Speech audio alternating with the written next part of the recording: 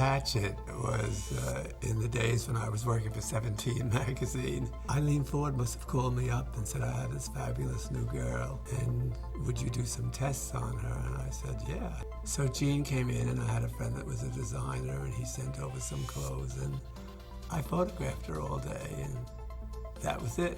Because I was working with 17 magazine. And then, of course, I never used her until years later when I was working on Harper's Bazaar.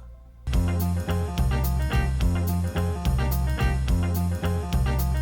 knew her from the very beginning of my career. She was one of the first top designers that I met and became very friendly with.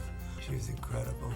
Very full of energy, very enthusiastic, very charming. She was quite terrific. I saw her the last time at Carmen's 70-year birthday party, and she was looking great and alive. And then it was amazing when I heard that she just passed away in her sleep, but I guess that's the best way to go when you're in your 90s.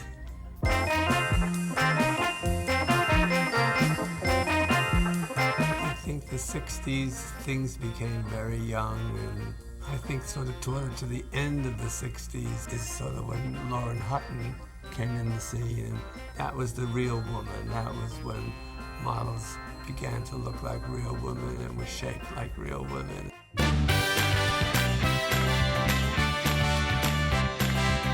But I think the ones that set the style and the beauty and the excitement were the Cosmo covers, I must say.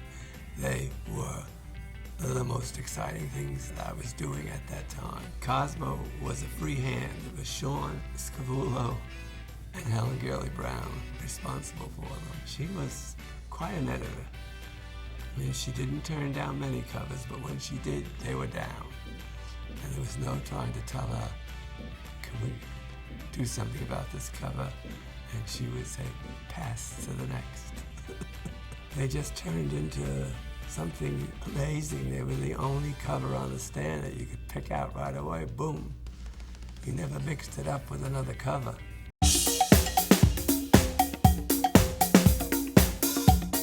Fashion is always reflecting what's going on in the world, and there was a lot going on at 54, and a lot of designers were there. Halston was there, Giorgio was there, Calvin was there.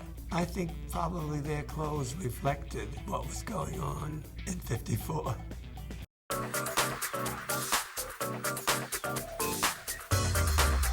worked, a lot with Lauren Hutton. I worked with Christy Turlington. And gosh, I just worked with all the supermodels. I love models, and I had a really good time with them. I love Cindy Crawford. They all were great to me, and they all worked hard for me. I mean, they were very focused when they worked for me, and it made the sittings very exciting.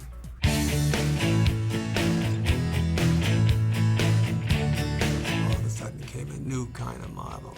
She just was like a complete free spirit and very streetwise and marvelous to work with. She had a way of working that no other model did. She didn't have set poses. She was terrific. I had to learn to focus the camera very fast to chase after her.